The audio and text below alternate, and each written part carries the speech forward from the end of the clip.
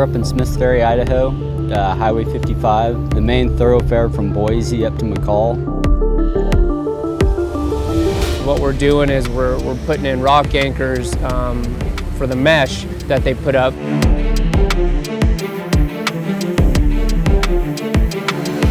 So what that does is the mesh folds down the hill, connects to our rock anchors, go through it. So if a rock does fall off this hillside, it'll hit the mesh and it'll slowly fall to the ground through that mesh, and it'll hold it into place so it doesn't come out and hit a car that's on Highway 55 here. The wagons are great. They're not super efficient, but they're great for just hard to reach stuff.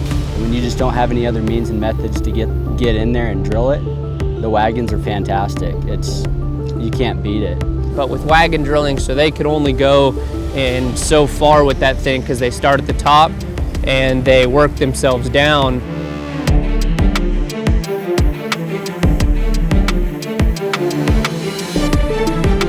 Doing all the high reach stuff up here, you know, we have the access, the site conditions allow for us to bring in a 110-ton crane and, you know, set up with the aluminum basket and drill most of what you would normally use the wagons for, just a lot more efficiently and a lot more productively. With the crane, we're able to move pretty much all across the hillside for as many holes as we have. Say we have 150 holes, we can reach that whole 150 holes sitting in one spot most likely. So the production, you know, we're getting about 600 lineal feet a day. These holes are anywhere from 10, 15 to 20 to 25 feet. Depending on the depths they want us to drill on their cut sheets. So, you know, we just go by their cut sheet, drill the depth that they want, install the rock anchor.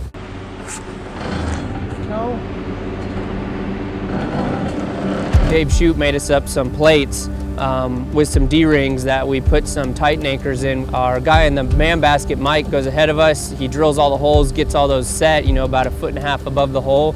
We hook the straps to tighten that down. So what that is, you know, when you're drilling, you have a lot of pressure you're applying for the hammer just to apply when it's first hit.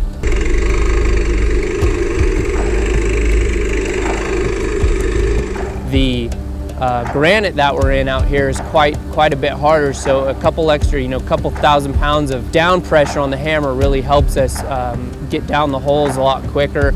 You know, if we're going without the straps, it pushes our basket away from the wall and moves us around too much to where, you know, it'll either break a hammer or we'll break something on the basket. So we got to try and keep as tight as we can to the wall so we're not getting pushed around, the crane's not moving too much, you know, we're not really feeling everything.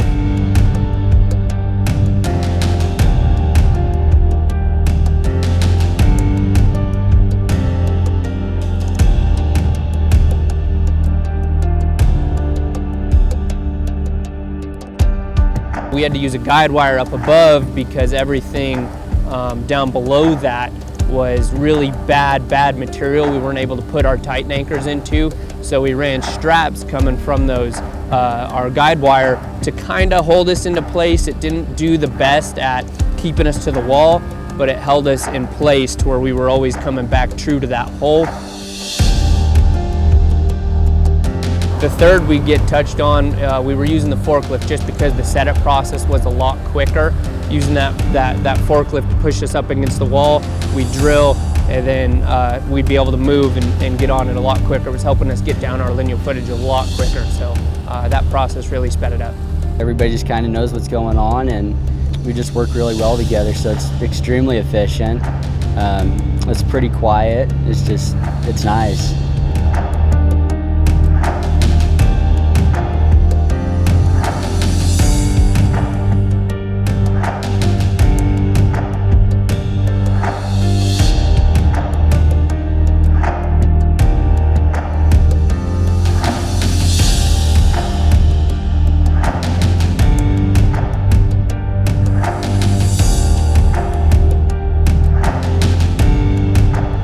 We specify in so many different, you know, outputs of what we do and how we do it. We thrive on our safety, our production, you know, everything that's going on. You know, we just thrive on everything we're doing out here. You know, we got a great group of guys always at Drill Tech. Every crew's got a great group of guys, a great brotherhood we've always had, a good family run owned business. So, you know, we just strive to do something different and do it the best we can.